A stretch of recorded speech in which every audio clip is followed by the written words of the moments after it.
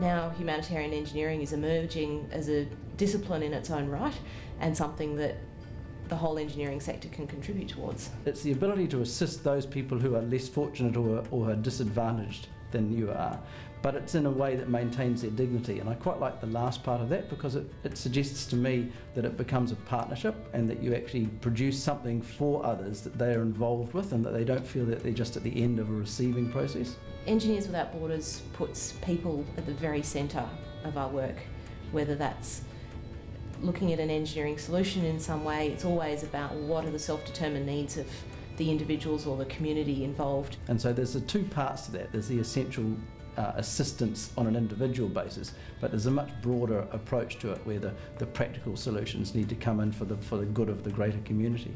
Since I got involved with Engineers Without Borders in 2004, I've seen a significant shift in the level of awareness and understanding of humanitarian engineering. I think what we'll see now is a strong push by Engineers Australia to move the humanitarian effort into the mainstream part of what we do as a profession. My name's Lizzie Brown and I'm the CEO of Engineers Without Borders Australia. I'm Paul Collier and I am the Victorian President of Engineers Australia.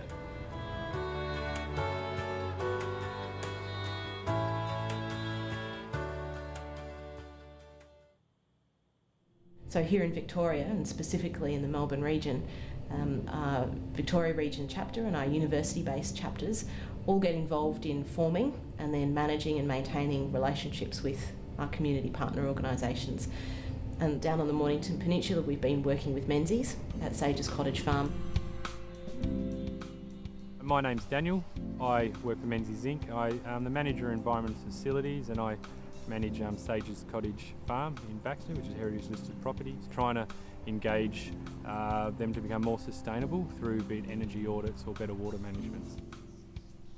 EWB have been working alongside us for a number of years in the partnership in trying to bring Sages into more of a sustainable community-based property. So our volunteers through our Victoria region chapter and our university chapters have been supporting Menzies to look at water management options on the property. This includes irrigation as well as basic water storage and recycling.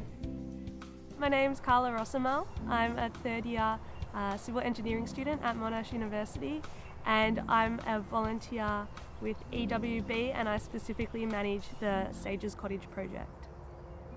Studying civil engineering, we learn a lot of content at uni, a lot of theory, but we often don't get the chance to apply it to real life situations. And so I jumped on board getting involved at Sages, and this way I can see what goes on actually in the real world and how my university degree relates to that. We run here a therapeutic animal assisted therapy program, which can be a bit more holistic in arts and horticultural therapies as well.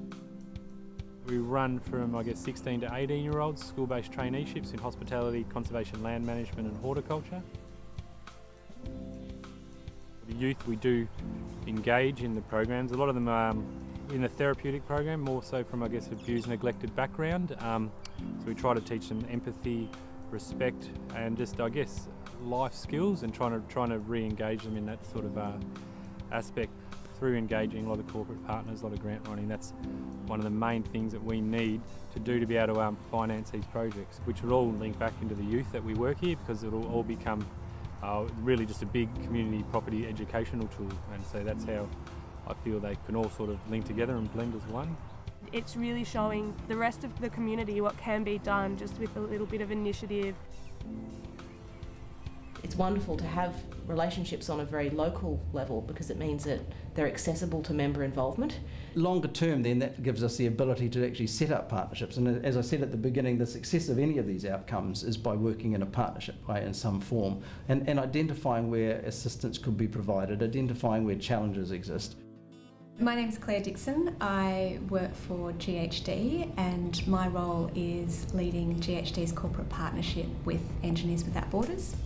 Just briefly, the first initiative is to support the Yorta Yorta Nation to develop a roadmap for rebuilding a cultural centre in the Barmah Forest.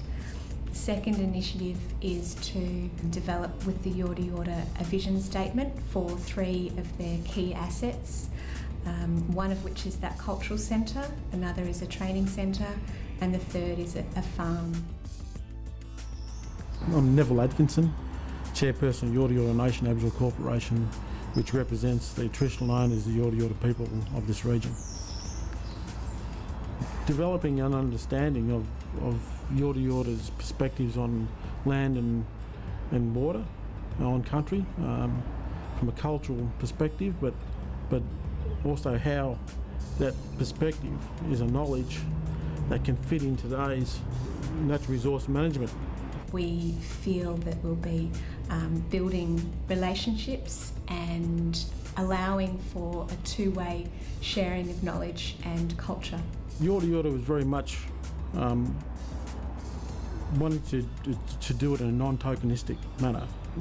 You know, not being in a paternalistic relationship, not being held by the hand and walking around, but actually lead, be supported to lead it, because we know what needs to be done, and we just need need a group to support us to go on a journey together. The Yorta Yorta community organised a festival where Yorta Yorta people and non-Aboriginal people came together to celebrate Yorta Yorta culture. The social connectedness there was something that was, it takes out of just being a clinical type of relationship, that gets brought into being something personal. And the most memorable part of that was watching the kids painting each of the features onto the surface of this 3D model of the lake and forest system. And their elders were standing behind them watching the kids and actually sharing stories right there and then about culturally significant places within the Barmah forest. And that was really powerful, that through that initiative we had supported these kids to create this canvas on which stories could be told and shared from elders to youth. I think that's a life journey thing. So if you can get to the end of your, or before you get to the end of your life, but you can look back and just see that you have easily given back. And it's just not about taking all the time, take. It's about giving back as well. And I think you feel good if you can get to that point in time in your life and look back and say, I've been able to do that. Yeah.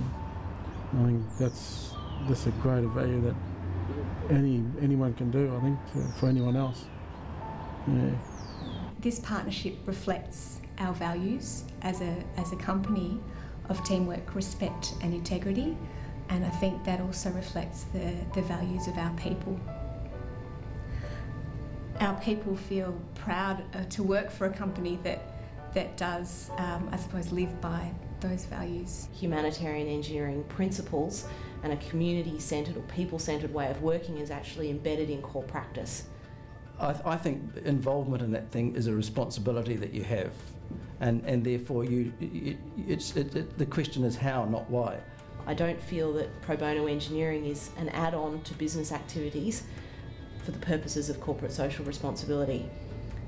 It's a really important thing to do, but there also needs to be a much greater focus within core business around community-based outcomes and engagement of the community. The best thing you can do is to encourage people to get into that space, because once you're in it and you see what you can get out of it, then you're hooked and they'll be there forever.